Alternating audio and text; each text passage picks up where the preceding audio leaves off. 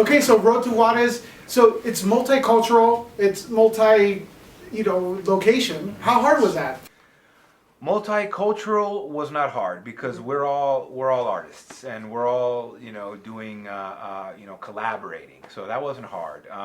What was hard was that sort of on a technical level, everything you had to do twice. Like you had to have a script that had English and had the Spanish translations.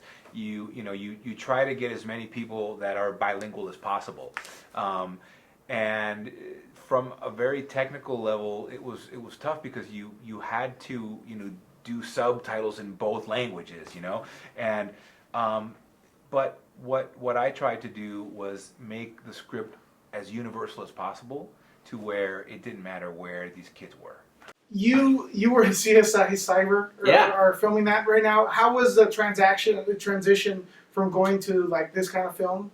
Is mostly Spanish, or what is it like? It's about 80-20 English. Correct. How Yeah. was the transition? How did you prepare yourself for that? Well, first of all, I was not one of the bilingual people that they were able to convince to be in this movie.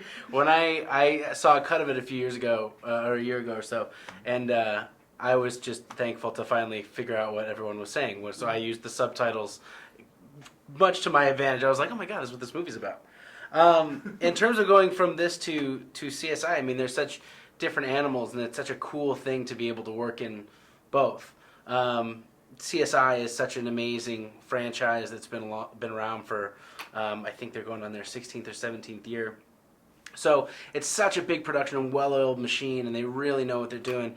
But that also provides a little bit of sterility, kind of, in some ways. It's such a great group and so much fun to go and be a part of, but I think there's always going to be something that makes you want to go back into heartfelt, independent filmmaking where you can really get down in the dirt and, really just get together with a bunch of people that have an idea and no money, which is the best way to make a movie, and really try to lean on each other and see what you can make out of it. So it's a passion project in every sense of the word. And the film is limited budget, but you made it look like an A+ production. Thank you. Especially with cinematography, film quality, and sound.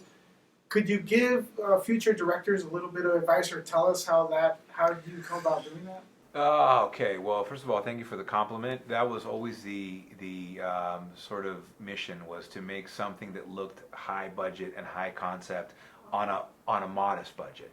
So advice. I was watching something yesterday. It was about fishermen that it was like wild Alaska or something, and this one guy said it really, really great.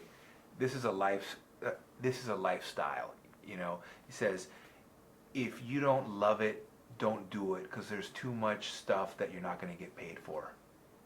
And it just hit. I was like, that's perfect. That's exactly my life, because I had 15,000 different things that So if you don't absolutely love this, do something else, because it's gonna encompass your Monday through Friday, all of it. And if you're lucky enough to be able to have a little bit of personal time on the weekend, that's a major blessing, because it really is an all-encompassing beast. So that's probably the biggest thing. And then the other thing that I would say is just trust your gut, because you're always going to be hearing a lot of different people saying a lot of different things about a lot of different in a lot of different places. And in the end, it's all about you got to go with that gut, with that voice that's just saying, this is right, this feels right, do this, and the rest you just kind of got to let it peel off, because there's so much of noise. In independent film especially, there are a lot of people